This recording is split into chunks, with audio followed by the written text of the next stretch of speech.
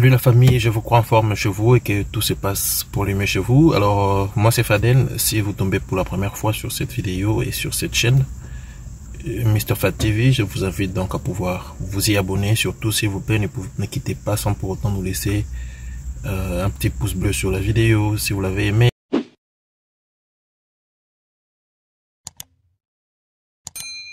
Aujourd'hui je viens très vite fait pour parler d'un certain projet de loi qui est en ce moment en cours de traitement, qui va porter essentiellement sur la restriction d'entrée sur le sol américain pour les citoyens américains et pour les détenteurs des green card, c'est-à-dire les résidents permanents. Donc c'est quelque chose d'inédit, c'est quelque chose que l'on ne voit pas assez, pendant que le monde entier est en train de sécuriser les leurs, pendant que le monde entier est en train d'aller à la rescousse des leurs, peu importe la situation sanitaire qui prévaut en ce moment. Donald Trump est en train de travailler sur un projet de loi qui en ce moment est en cours de traitement au niveau du Centre national de lutte et de prévention contre les maladies infectieuses.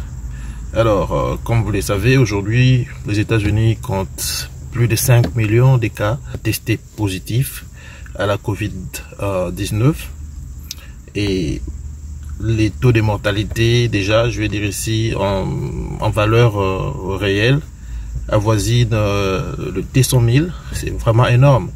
Alors, Trump et son administration, ils ont comme ça opté pour constituer une barrière à l'entrée, non seulement contre les visiteurs aux États-Unis, mais également contre les citoyens américains qui seraient testés positifs déjà à partir de l'aéroport par les officiers qui travaillent à la frontière. Déjà ici, il y a eu une situation similaire à celle-là qui a eu lieu aux États-Unis, bien qui est prévue dans la loi, mais ce n'était pas, les citoyens américains n'étaient pas concernés par cette dernière. Ce qu'il s'agissait là vers le 19e siècle et après la Seconde Guerre mondiale.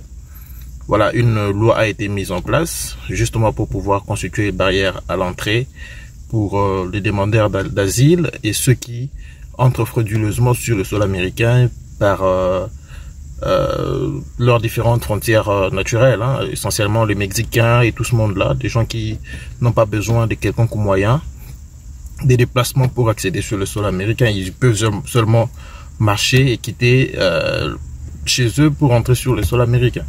Alors pour ces personnes-là, il y avait également en dehors de ça les demandeurs d'asile et il y avait également les enfants que l'on a retrouvés sur le sol américain qui n'étaient pas accompagnés. Donc toutes ces catégories de personnes étaient concernées par cette mesure-là qui consistait justement à pouvoir constituer une barrière à l'entrée et déporter ces dernières personnes, mais aller jusqu'à étendre cette mesure pour aussi frapper même les citoyens et les résidents permanents. Ça devient quand même louche. Vous savez, beaucoup de personnes, même au niveau de sa propre famille politique, les républicains, beaucoup sont contre cette loi-là, cette loi. Ça ne tient vraiment pas la route. Mais comme vous le savez, Mr. Trump, il est unique en son genre et égal à lui-même.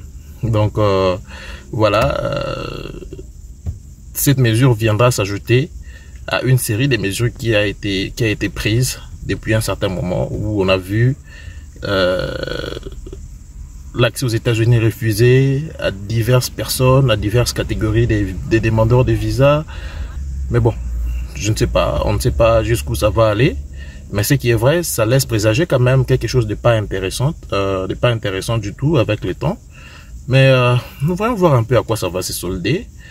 Ce qui est vrai, comme c'est le cas pour les demandeurs de visa par le biais de la DV Loterie, il y a eu un certain nombre d'actions qui ont été initiées, un certain nombre d'actions qui ont été initiées avec la justice.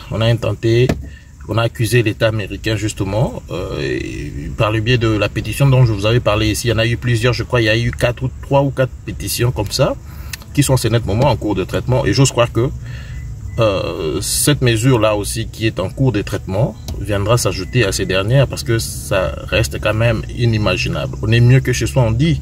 Et moi, je suis peut-être testé positif à l'aéroport. Vous me refusez l'accès sur le sol américain. Ça, c'est terrible. Alors, qui va prendre soin de moi? Parce que là, c'est chez moi. Voulez-vous que je puisse rentrer d'où je suis venu et que ces personnes-là puissent m'accueillir? Vous êtes vraiment sûr qu'ils vont encore m'accueillir, peu importe le fait que j'ai peut-être attrapé la maladie chez eux? Donc, toutes ces questions méritent d'être posées.